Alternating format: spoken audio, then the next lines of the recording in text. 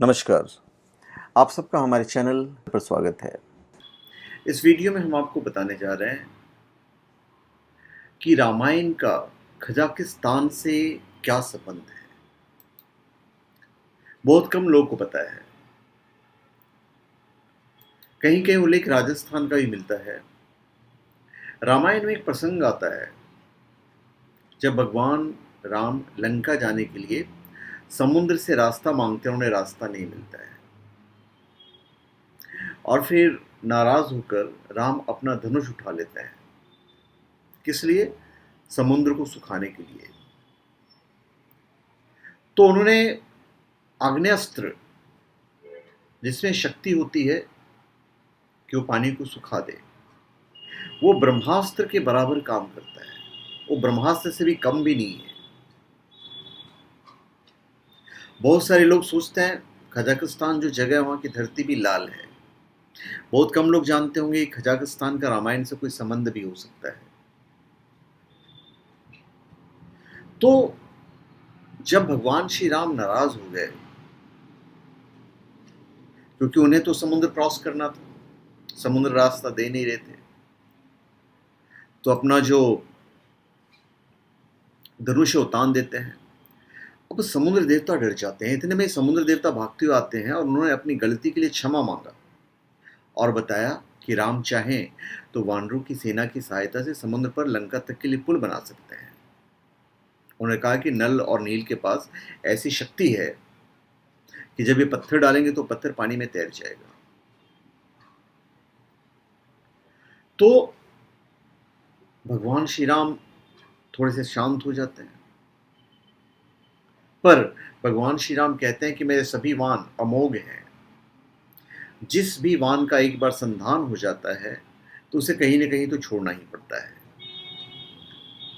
और समुद्रराज से ही कहते हैं कि अब तुम ये बताओ कि मैं इस वान को कहां पर छोड़ूं। तब समुद्र ने कहा कि यहां से उत्तर दिशा की ओर द्रुमकुल्य नाम का एक राज्य है, जहां के डाकू मेरे जल को दूषित करते हैं और उसका दुरुपयोग करते हैं। अतः अब वान उत्तर दिशा में छोड़ दो। तब श्री राम ने कहा कि इस वान में शक्ति बहुत तेज है। जहां भी ये वान गिरेगा वहां के सभी चराचर जीव नष्ट हो जाएंगे, वहां के सभी प्राणी और संसाधन भी नष्ट हो जाएंगे। तो फिर मैं वहां छोड़ तो दूंगा और उसके बाद फिर वहां पे ये हालात होंगे। पर भगवान जो समुद्र के जो देवता हैं, उन्होंने कहा कि ये वही एक जगह है जहाँ पे आप ये वाहन चला सकते हैं, क्योंकि वहाँ के लोग जो हैं वो बुरी प्रवृत्ति के लोग हैं, हमारे जल का दुरुपयोग भी करते हैं। इसलिए आप अपने अस्त्र को, ब्रह्मास्त्र को या आग्नेयास्त्र जो भी उनके हाथ में था, छोड़कर उनका विनाश करते हैं। समुद्रदेव से उपाय जानकर भगवान श्री राम ने उन डाकुओं इत्यादि के विनाश के उद्देश्य से उस ओर ब्रह्मास्त्र ताना, या जो भी अग्न्यास्त्र था उनके हाथ में, और छोड़ देते हैं और संपूर्ण भूमि वहां पे मरुभूमि में परिवर्तित हो जाती है।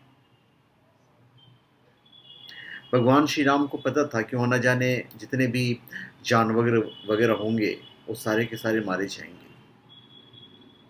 पर उनको ये करना पड़ता है।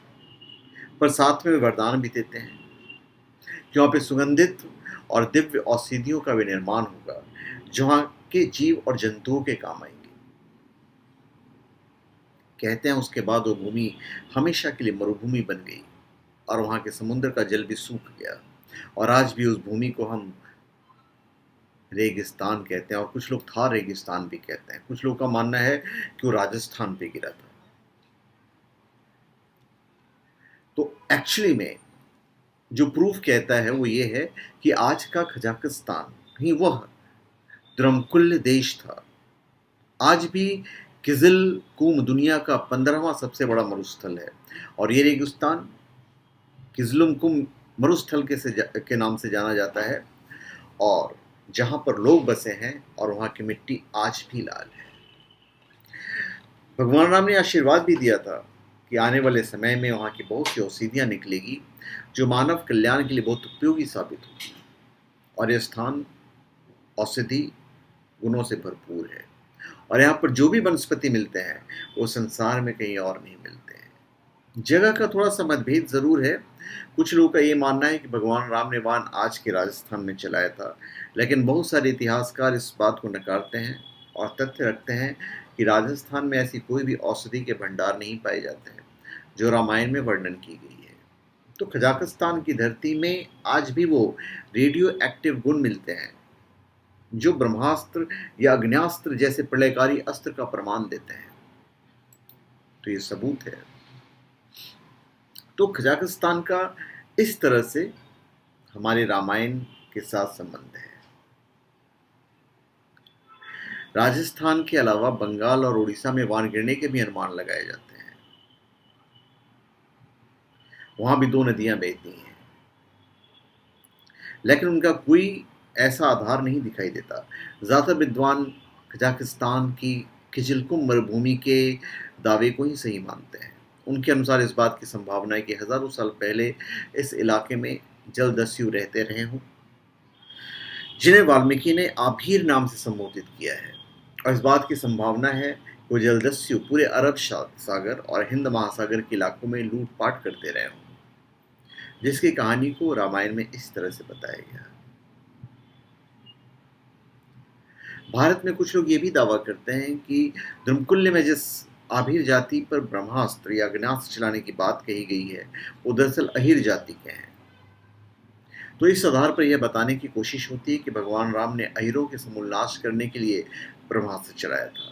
हालांकि ये थोड़ी किसी की मनगढ़ंत कल्पना से अधिक कुछ भी नहीं है। और किजिलकुम रेगिस्तान अपनी लाल रेत के लिए जाना जाता है। कहते हैं कि यहाँ की धरती में आज जो रेडियो एक्टिव गुण मिलते हैं वो ब्रह्मास्त्र यानी परमाणु विस्फोट की गवाही देते हैं। तो धन्यवाद। आप सबका हमारे चैनल पे स्वागत है। आप हमारे चैनल पे सब्सक्राइब करें और अपने कमेंट दीजिए।